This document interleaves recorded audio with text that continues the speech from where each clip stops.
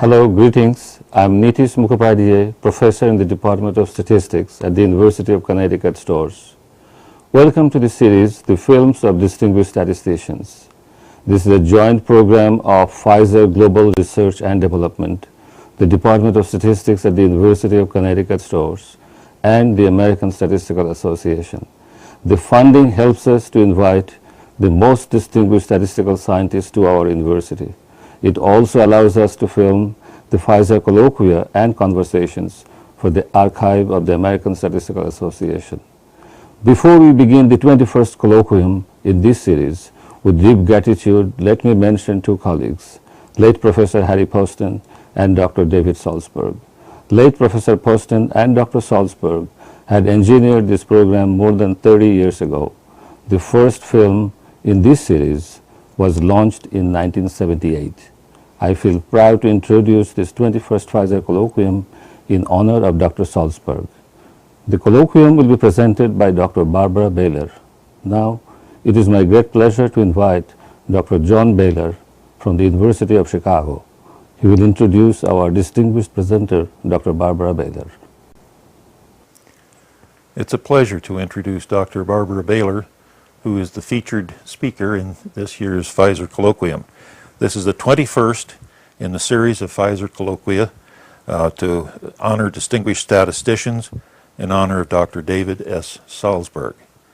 It's a pleasure also to acknowledge the generous support of the sponsors who've made this event possible: Pfizer Global Research Connecticut, the American Statistical Association, and the University of Connecticut Department of Statistics at Stores. Barbara will be talking about the Evolving American Census. First, I want to thank the sponsors of this colloquium, Pfizer Global Research, the Department of Statistics at the University of Connecticut at Stores, and the American Statistical Association. I'll now be talking about the Evolving Census. The founding fathers of the United States mandated that a census of population be taken every 10 years. Worldwide, this was the first periodic census. The purpose was to provide a basis for the reapportionment of the House of Representatives, that is, how many seats each state would have in the House. If censuses were left to the states, each would devise ways to increase its counted population. By having a central, nonpartisan group take the census, uniformity in method and thus comparability could be enhanced. The first U.S. Census took place in 1790. The next census in an unbroken string will be in 2010. What I will demonstrate here is how a loosely organized operation became, over the years, a highly sophisticated statistical undertaking. The goal is the same now as it was in 1790, to count every person residing in the U.S., but almost everything else has changed. To understand the scope and direction of change, it is important to understand some aspects of the 1790 census. There was no Census Bureau. The first census was assigned to Thomas Jefferson in his role as Secretary of State and with responsibility for the U.S. Marshals. Each marshal hired and directed his own staff. The assistants received no training. The questions were not centered on individuals, but on totals for households. Each family reported the name of the head of the household, the numbers of free white males under 16 and over 16, the number of free white females, the number of other free persons such as free blacks, and the number of slaves. Under the terms of the Constitution, slaves were counted as 3/5 of a person, and Native Americans were mostly not counted. The census laws specify that there be a posting of census results for public inspection in 2 public places in each jurisdiction. The marshals aggregated the data from their assistants and reported the numbers to the President, George Washington, who added the head counts and reported them to Congress. Census content. There was agitation from the beginning to add detail. Many of the founders wanted more questions on the first census, but the topics were limited to those needed for reapportionment of the House of Representatives. There were no big changes in census methods or content over ensuing censuses until 1850, which is recognized as a turning point in census taking. The 1850 census was the first to use the individual rather than the household as the basic unit of enumeration, and a census board was created to solicit advice on new questions. Consequently, the 1850 census included many new questions such as place of birth, detailed occupation, marital status, and education. Since 1850, there have been numerous changes to the census content, usually reflecting current interests in immigration, labor force, and other topics. Beginning in 1940, a housing census was added. By 1950, the mechanisms to add questions to the census were well in place, including advisory committees and public meetings. However, Congress was and is the final arbiter on the content, and all questions must pass congressional inspection. As the census became more detailed, it became more difficult and time-consuming to complete and publish. Before the 1940 census, a group of statisticians at the Census Bureau, led by W. Edwards Deming, suggested that only a subset of questions be asked of everyone, and that the remaining questions be asked of only a sample. However, sampling at that time was a new procedure, and proponents of the method had to show that it would work before it could be used in the census. While the practical and theoretical work underlying sampling was going on, there was a push to add a barrage of questions to the 1940 census to assess the effect of the Depression. Congress and others also wanted to add questions on the U.S. housing stock, but feared that the resulting questionnaire would be very crowded. Those favoring sampling showed how data could be collected and the sample results quickly tabulated without greatly increased costs. Thus, a group of questions were added on a sample basis. The forms with the sample questions became known as the long forms. Some questions have stirred resistance. One was income in the 1940 census, particularly among higher income groups. Another was a question on the number of bathrooms in 1960. Before the 2000 census, some conservative talk show hosts questioned the value of the census, and some members of Congress told their constituents that some census questions were intrusive and did not need to be answered. The Republican candidate for president, George Bush, and Senate Majority Leader Trent Lott publicly sympathized with those who found the questions intrusive and registered their opposition to prosecution of those who did not respond. Analysts suspected that there was poorer response to the long form than the short form. In 2000, the sample had higher item non-response rates than in 1990. Overall, the short form mail return rate in 2000 was 80%, up from 76% in 1990, while the long form mail response rate was 71%, the same as in 1990.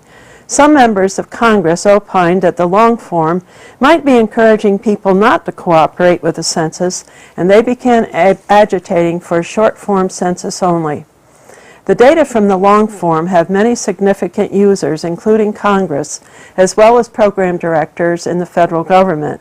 Their main problem with the long form data was that it appeared only once every 10 years. To satisfy both the demands of the users and the Congress, the Census Bureau developed and tested the American Community Survey to replace the long form. So the 2010 census will have questions only on age, race, sex, ethnicity, household relationship, and housing tenure. To take care of the needs of data users, the American Community Survey is taken continuously. It began its operations in 2005. Over 3 million households are contacted each year. An advantage to the ACS is that data are updated annually instead of once every 10 years. The design of the questionnaire. In 1840, a superintendent for the census was appointed to direct all census activities from preparing a questionnaire to issuing the results. He developed an oversized, two-sided form that required the enumerators to fill in 80 columns for each household. The layout of the form was extremely complex and led to an unfortunate controversy about the results of this census. In response, Lemuel Shattuck of the American Statistical Association and Archibald Russell of the American Geographic and Statistical Society were invited to help design the questionnaire for the 1850 census. As a result of Shattuck's experience with censuses in New England, the form changed dramatically.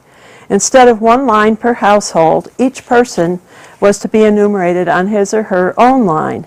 Thus, the census became useful as a scientific tool to describe the population and not just an apportionment tool.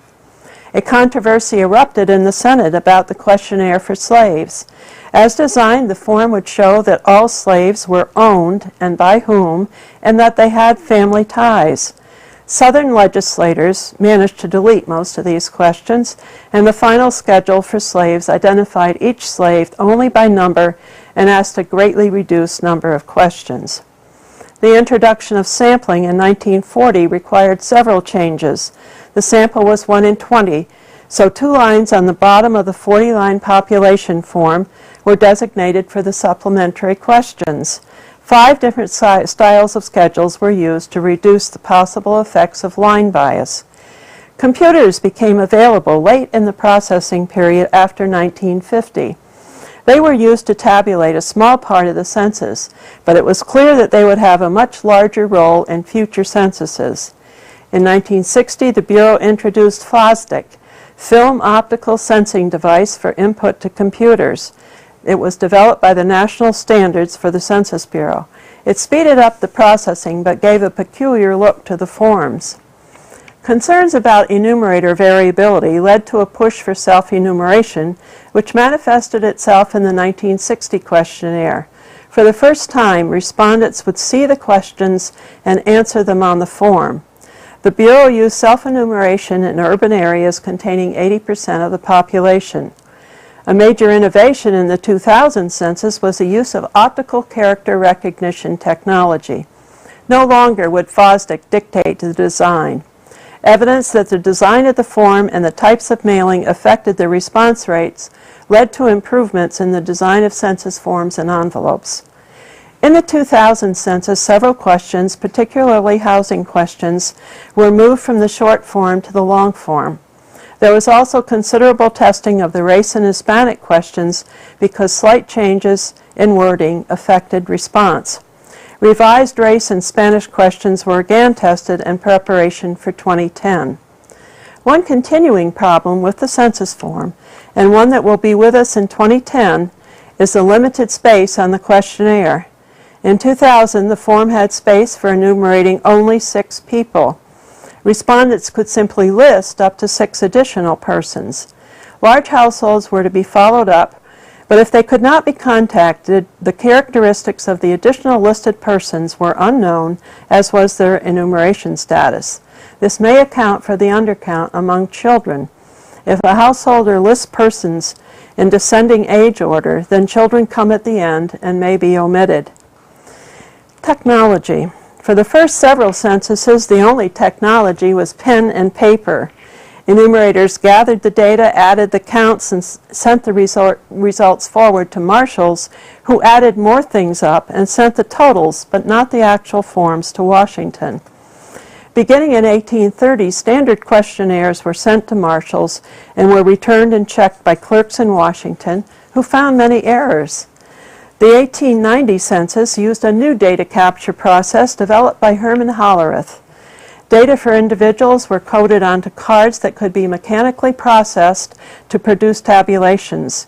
Clerks created perforations in the cards with a hand punch. These punch cards were passed over a series of electronic contacts that would count the responses.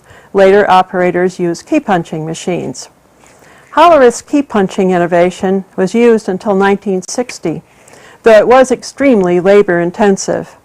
During the 1950s, card-to-tape machines came into being, along with the electronic computer and FOSDIC. This latter innovation could read information from a negative microfilm copy of the census form and transfer the responses directly to magnetic tape, which went into the computer for compilation and tabulation. It was estimated that the rate of data capture increased 60-fold with FOSDIC. However, professional programming staff was now required. Beginning with the 1890 census, the Bureau manually prepared maps of each enumeration area.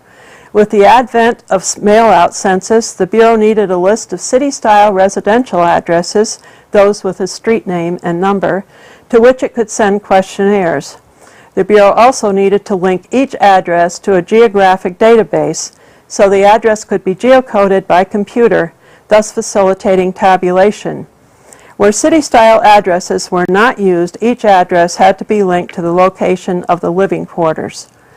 During the 1960s, the Bureau experimented with giving address lists in test censuses to the U.S. Postal Service to correct. Also developed in the 1960s was an address coding guide, a computerized address geocoding system that consisted of address range records for each side of each street segment within an area, with each record associated with a census block.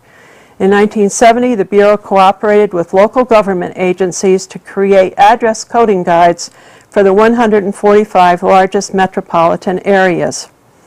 For both the 1970 and 1980 censuses, the address files, the census maps, and lists of geographic entities were developed separately, and sometimes they disagreed. Census maps were still drawn by hand. The Bureau wanted a single, integrated, automated geographic database that covered all of the U.S. and its territories for 1990.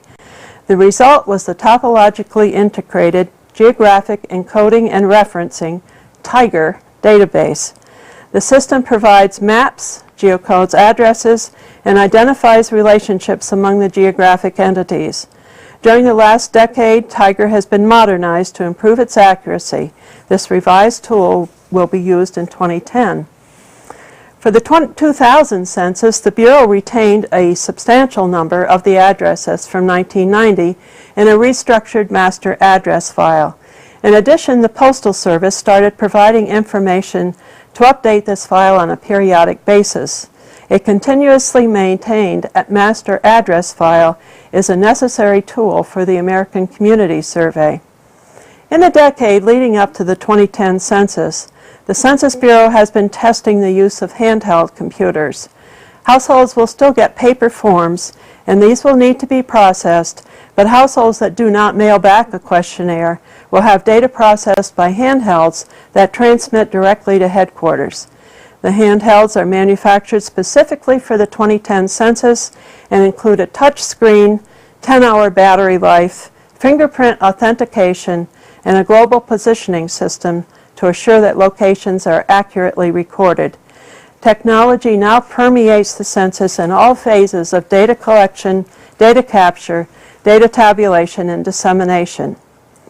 Privacy and confidentiality. The first censuses raised few questions of privacy and confidentiality, but concerns began to grow as more questions about personal characteristics were added. The Census Bureau has long recognized that to get public cooperation, it would need to safeguard the privacy of individuals. The Bureau must guard against numerous ways personal information might be revealed. One is by disclosure by census enumerators or other staff. For many years, the Bureau has required all employees to sign confidentiality statements with stiff penalties and fines for any breaches of confidentiality. Another way is to read census volumes or process census tapes looking for outliers and follow them through myriad tables. This can be slow work, but the Census Bureau has developed safeguards against this kind of identification. More insidious is the possibility that someone can match data external to the census on certain characteristics and thus identify individuals. This is harder for the Bureau to safeguard against because the number of external files is enormous. Again, techniques such as rounding, random noise, and data swapping provide protection. Since the 1960 census, the Census Bureau has provided public use microdata sample files, enabling users to create their own tables, models, and analyses. The first technique used to provide confidentiality was cell suppression. Table cells with few cases were made blank. Data users did not like this approach because it limited their analysis. So beginning in 1990 for short-form data, data swapping has been used in frequency tables. In this technique, a sample of households is selected, matched on a set of key variables, and swapped with households in neighboring census blocks or tracts that have similar characteristics. This technique has little effect on the data, but assures that a user cannot be certain whether an individual cell includes a particular person. Dissemination. Time does not allow much discussion of the evolution of efforts to disseminate census results.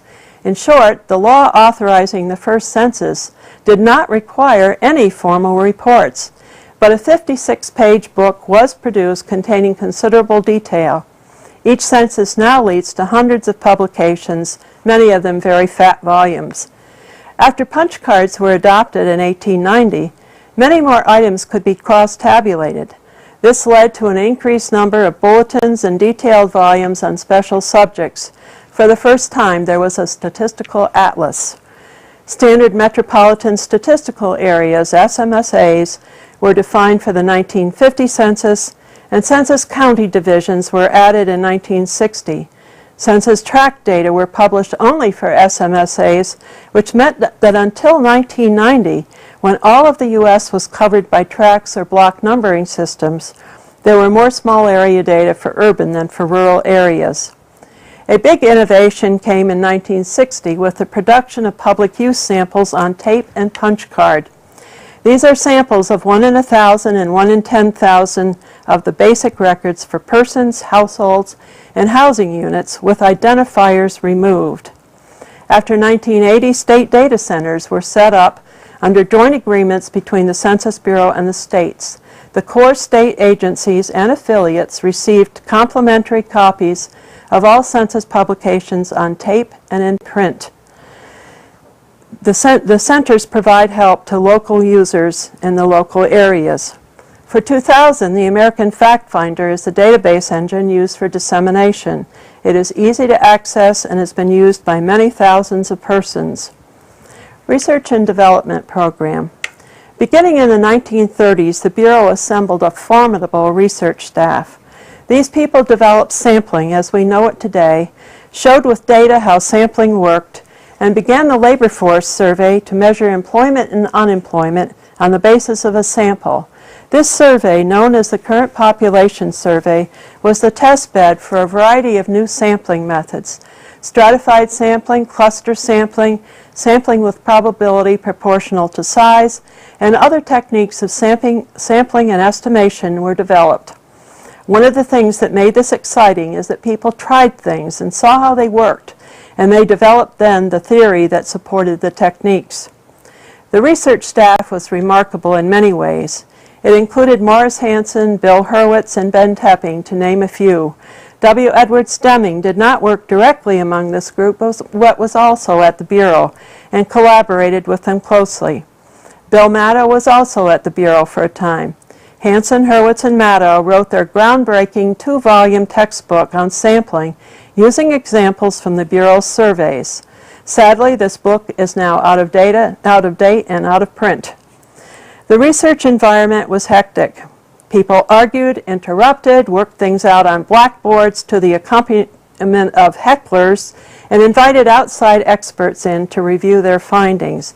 Before there were official government advisory panels, Morris Hansen created his own. On the days when Bill Cochran, Frederick Stefan, Ho Hartley, Ivan Fellagy, and others came to hear and react to the latest ideas from the Bureau, excitement ran high. Though the meetings always began in a rather orderly fashion, interruptions soon began. Luckily, the invited statisticians learned quickly how to hold their own. Several of the members of this ad hoc advisory group remarked in later years that these get-togethers were among their fondest memories. I was lucky enough to sit in on a few of these meetings, and I will never forget the excitement when 2 or more of these giants argued. The research group gave much attention to sampling in the decennial census. Ed Deming, the spearhead for instituting sampling, worked closely with the Hansen-Hurwitz group. Deming also began quality control operations based on sampling of large processing methodologies such as keying and editing. After the 1940 census, the group widened its interest to include measurement errors from all sources. The censuses were all conducted at that time through district offices, which hired crew leaders and census enumerators to go door to door. The territory within a given district was divided into enumeration districts. Each crew leader had a group of 16 or so enumerators to train and supervise. There was wide diversity among persons hired to be enumerators. In the earlier days, many were housewives, former school teachers, retired people, and some younger people who were interested in the census. Today there are not so many housewives, but there are school teachers, retired folk, and younger people who go to school or already have a job. The Census Bureau always worries about finding hundreds of thousands of qualified people to do the job. Even with instruction, enumerators did not always do things the same way. After all, these people had little training, not all understood the training, some were not good with maps and directions, some were hesitant about approaching the public, and a few would not even ask all the questions. The research staff became interested in the possible effect of enumerators on the data. To study this issue, the research staff used the interpenetrated sample designs derived by Mahalanobis in his work in India. For the 1950 census, the staff interpenetrated the enumeration districts in 21 purposefully selected counties in Ohio and Michigan. Within each stratum, the enumeration districts were paired at random, and each enumeration district within a pair was assigned to an enumerator by a random method. The variances between the results of enumeration districts completed with different interviewers were compared with the variances between the pairs of EDs completed by the same interviewers to give estimates of the response variability due to enumerators. These data showed that the response variance due to enumerators was approximately the same size as the sampling variance of a 25% sample. Thus, the results for 100% data with enumerator effects provided the same accuracy as a 25% sample without those effects. This was a critical matter, especially for small area statistics. The effect of this information propelled the move towards self-enumeration. Tests of self-enumeration began during the 1950s, with self-enumeration itself occurring in 1960. So in 1960, a response variance study measured the effects of crew leaders, enumerators, and coders. The study was designed to see whether self-enumeration had reduced response variance. The results showed that the response variance in the 1960 census was about 1/4 that of the 1950 census. There were also record checks to determine the accuracy of data. Though the Bureau had conducted a few studies earlier, this was the first full-scale program of evaluation during a census. Some research is conducted in the Bureau's ongoing census development program. However, since 1960, the Census Bureau has had a research and experimentation program as part of each decennial census. Estimation in the census. Those who believe the census numbers are solely the result of counting are misinformed.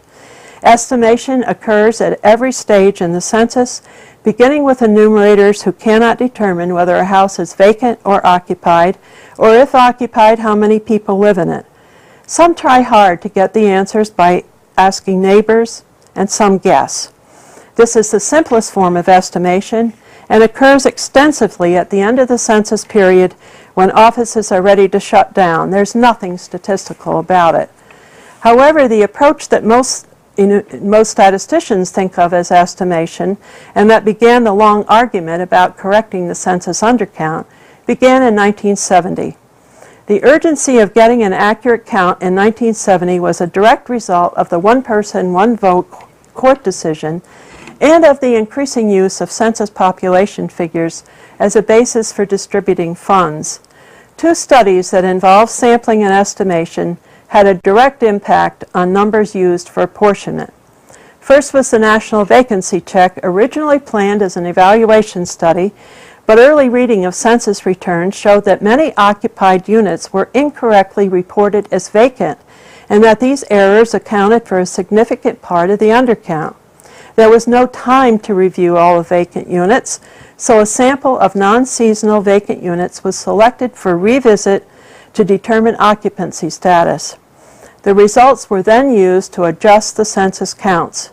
From the non-seasonal vacant housing units in each enumeration district throughout the United States, a systematic sample was selected, and each selected vacant unit was converted to occupied with the number and characteristics of occupants in the preceding occupied housing unit.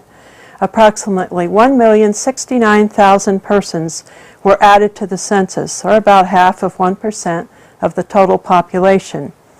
The second study in which sample estimates were added to the census was the post-enumeration post office check conducted in 16 southern states that were not included in the mail census, but instead had enumerators in the housing units with no post office check.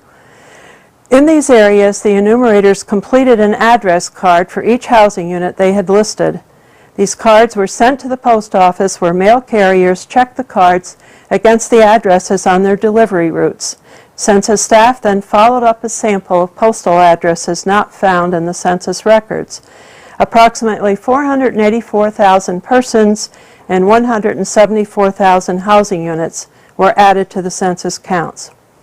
Estimation occurs in processing when information is lacking about occupancy status. The use of imputation for occupancy status became an issue when the Census Bureau was sued by the state of Indiana after the 1980 census. As the Census Bureau processed the census forms, there were cases in which it was not known whether the unit was occupied or vacant. The Bureau imputed a percentage of the units as occupied, and for those also imputed the occupants of the previously enumerated household. The data on which the percentages were based came from a review of the sample forms, which showed that a majority of the units were occupied. The Census Bureau maintained that estimation also occurred if all units were treated as vacant, but with 0 as the value imputed. The court agreed with the Census Bureau, and so estimates of persons were permitted. After the 1980 case, the Bureau tried to reduce the number of whole person imputations. The results from 3 censuses were 1.6%, or 3.5 million people in 1980, 0.9%, or 2 million people in 1990, and 2.2%, 5.8 million people in 2000. Especially in 2000, that was a lot of people to add to the census. Utah sued the Census Bureau after the 2000 census to prevent the imputation of whole persons when household size was unknown. This was essentially the Indianapolis case all over again. The case eventually reached the Supreme Court, where a 5-4 majority favored the Bureau. In 2000, a different kind of estimation came about because the Census Bureau decided to reduce its previous efforts at following up long forms. This was, in part, an effort to save time and money, but it may also be that the Bureau had committed itself to phasing out the long form and wanted to show how poor the response was. The coverage edit follow-up operation was for the purpose of collecting data for people in large households. The census questionnaire had room for only 6 people.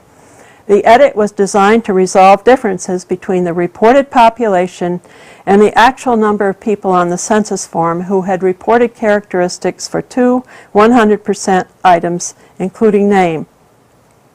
The procedure was applied to all forms processed before June 8th, but about half of the forms were not processed in time, but a decision on household size was needed for each one. So the resulting decision added many households and people to the census, and about 6.5% of these cases were actually duplicates. Other kinds of estimation have been proposed. In 2000, the Census Bureau proposed using sampling for the follow-up of questionnaires not returned. Over 54% of the cost of the 1990 census was due to non-response follow-up.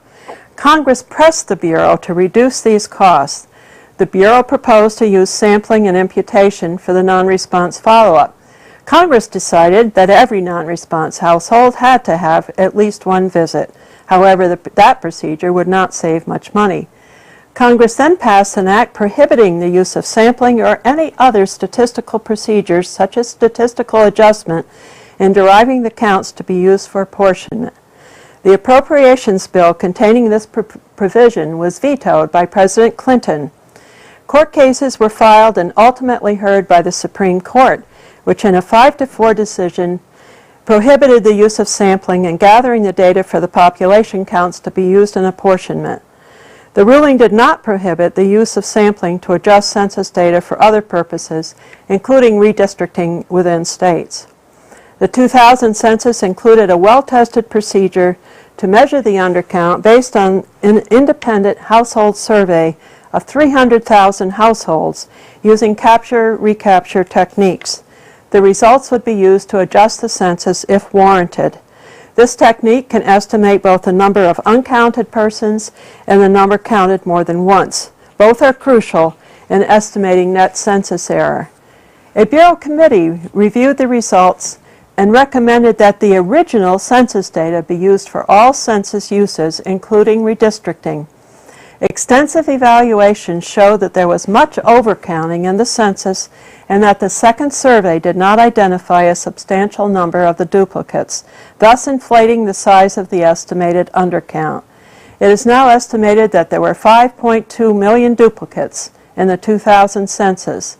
It seemed that problems in defining census residents explain many of these cases. College students counted at home and at school, children in joint custody counted in each parent's home, and persons with 2 residences counted at each. The Census Bureau has said that it will evaluate the count in 2010, but will not attempt to make corrections.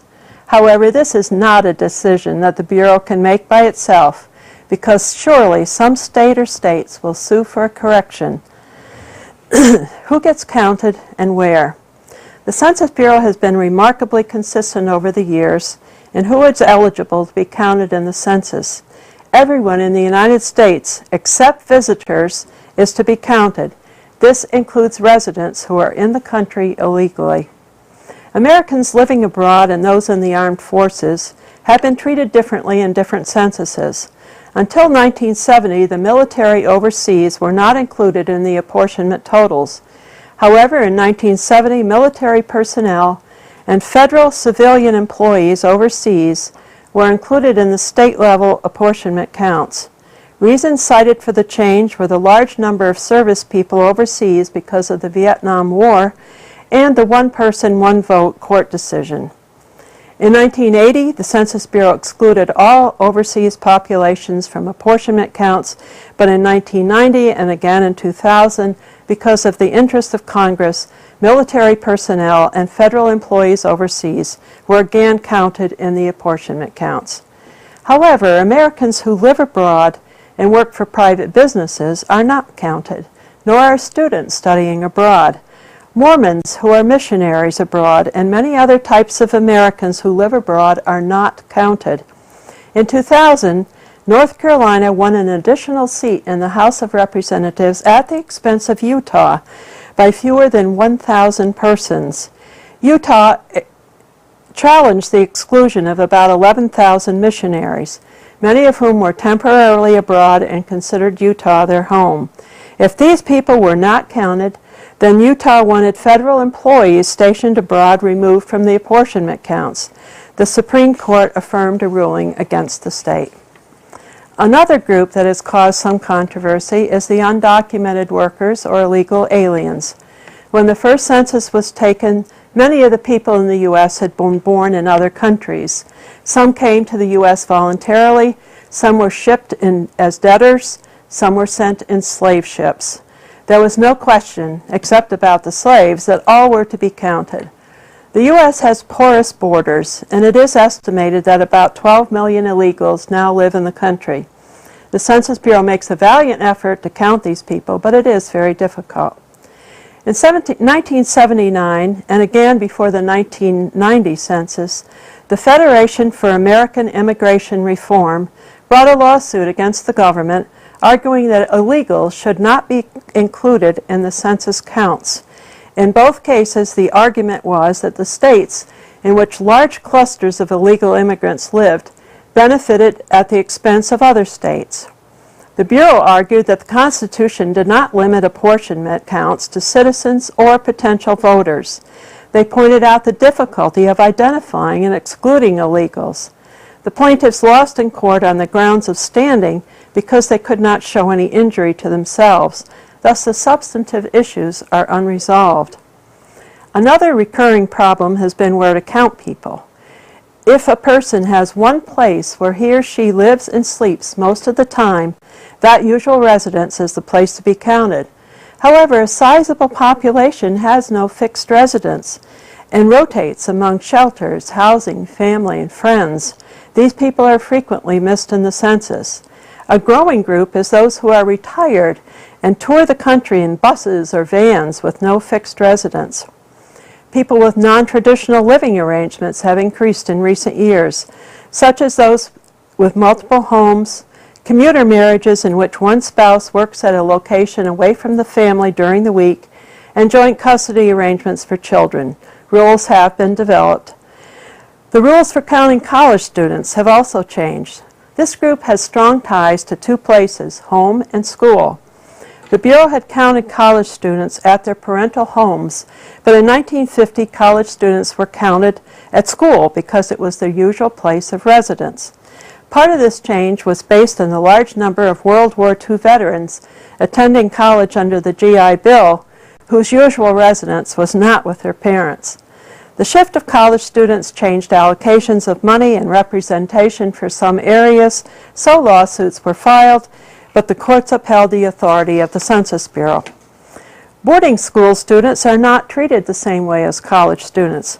Because of their age and because they are legally and financially dependent on their parents, they are enumerated at the parental home. The counting of these students in the parental home is an exception to the usual residence concept. These students may be counted at school in 2010 to ensure consistency. The latest group to capture public attention is the growing number of prisoners who have been counted in the prison where they live and sleep. The proposed alternative is to count them at the place they lived prior to incarceration. Prison facilities for large cities are mostly in more rural areas. For example, many New York City prisoners are sent to prisoners in upstate New York. Thus, in redistricting, a few small upstate areas benefit substantially from a count with large numbers of people who do not have any ties to the places in which they are incarcerated and do not use local services, while the city suffers a corresponding loss. The Bureau was unwilling to make changes in its rules for the 2010 census about prisoners because there are many unanswered questions. There's no information on where prisoners consider their home to be. Few prisoners fill out census questionnaires. Most data are collected from administrative records, so it is necessary to find out how well the State Corrections Department's Home on Record matches information from a census questionnaire. Political controversies in the census. Major political controversies have surrounded the census from its very beginning. This is not surprising given that census numbers are the basis of distributing political power and money. The controversies have focused on some of the major questions in American life, including slavery, immigration, racial disparities, and urban-rural issues. The slavery issue haunted the census between the Constitutional Convention with its 3/5 compromise and abolition. Controversies also erupted about how much information about slaves should be collected. Mistakes in the 1840 census resulted in a classification of a large number of free blacks in the North as insane or idiots, and Southerners claimed that slaves went insane when freed. Before the 1920 census, the United States was a country of open immigration. But the 1920 census showed that the urban population had grown by 19 million, while the rural population declined by 5 million. In addition, the urban areas were heavily populated by immigrants, many from the southern and eastern regions of Europe. For the first time, a majority of Americans lived in cities. These numbers shocked the old elites who disliked the political shift to cities. Since colonial times, an independent rural population had been thought to guarantee civic liberty. Urban laboring classes, especially those from countries where the population was looked on as downtrodden, were seen to be too much influenced by demagogues. Elites also worried about the role of immigration and whether American traditions would be overwhelmed. Congress did not like how the 1920 apportionment figures moved seats from rural areas to cities, and they refused to reapportion. But immigration still continued, with 52,000 immigrants arriving every month. Congress passed a restrictive immigration act aimed at severely limiting immigration from Southern and Eastern Europe. Not until the 1960s was the act challenged and immigration laws for Europeans rewritten. Today, the country is again concerned about immigration. Most of the controversy settles on illegal aliens, who have been estimated to number about 12 million. The counting of illegals in the census has infuriated some persons, but courts have ruled that it is legal. Though undercounting has been recognized from the very first census, the controversy that began after the 1970 census and continues today is that of the differential undercount of minorities. Minorities are undercounted much more than the white population. This controversy has attracted statisticians and social scientists on each side of the issue, as well as politicians. No one disputes the historical undercount, and no one denies that it is differential. Since past data show that many minorities live in cities, and cities tend to vote Democratic, the parties on both sides believe that a correction of the undercount will favor Democrats. Many Asians and Hispanics now have moved into suburban areas, according to the 2000 census. But except for Cubans and Floridas, who tend to vote Republican, I don't know how other suburbanite minorities vote.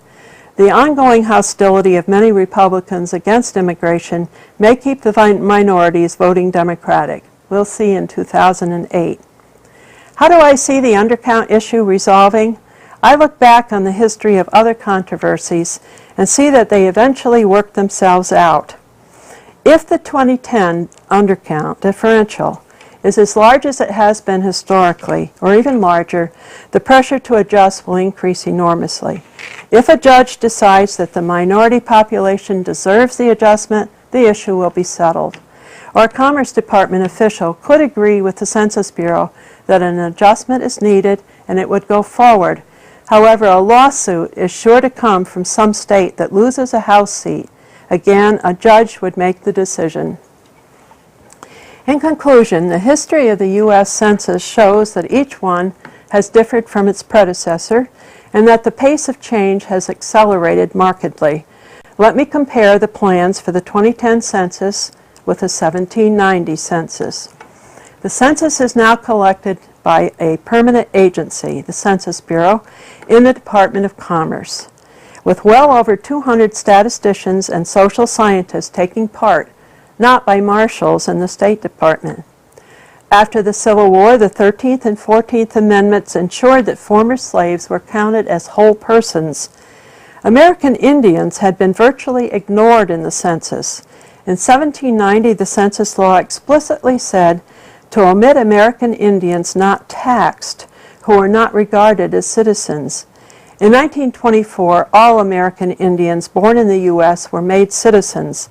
American Indians are now full partners in the census-taking process. Since 1830, a standardized questionnaire has been developed for each census. Now the questionnaire gathers information for each individual, as well as data about the housing unit. Even after the advent of standardized questionnaires, not much attention was paid to the design of the form. But now a staff of researchers works on the design throughout the decade and tests several versions of the form to improve both response rates and accuracy. Privacy and confidentiality have become major concerns, and Bureau statisticians have developed a plethora of methods to mask data. Even with sophisticated methods, the Bureau does not release data for areas under 100,000 population with any identifiers. The processing of the data in 1790 was simple. Numbers were just added together with no edits or checks. Now there are edit routines, imputation for non-response, and masking procedures. Punch cards were a great invention that led to new uses of the data. Then came computers. Now for 2010, we have handheld computers with built-in global positioning systems. The role of the statisticians and social scientists in the census has grown from nothing in 1790 to sizable throughout the census process. They design tests and analyze results. They set up editing and checking routines. People who carry out the Bureau's research and experimentation program have a big effect on changes for the next census. They design the evaluation programs for the census count, analyzing data about census overcounts and undercounts. They also conduct ethnographic studies in selected communities to learn how and how well different groups are counted. One thing that hasn't changed is controversy over the count. George Washington and Thomas Jefferson both characterized the 1790 count of 3.9 million as too low. Individual cities and states have challenged the census counts. There had been court cases in 1970, 1980, and 1990. In 2000, surprisingly, there was an overcount caused by excessive census duplication of persons. Since the Bureau has learned how to minimize this duplication, there will be, I expect, an undercount and lawsuits in 2010. Some people are concerned about the amount of time it takes to change the census, whether the change is the wording of the questions, the use of new equipment, or the dissemination of products. However, the Census Bureau insists on thoroughly testing any changes because it recognizes what a precious asset the census is, and the Bureau does not want the credibility of the census to ever be seriously challenged. Thank you. Barbara, thank you kindly for a stimulating lecture that will be preserved in the archive of the American Statistical Association. Thank you, John, and thank you all.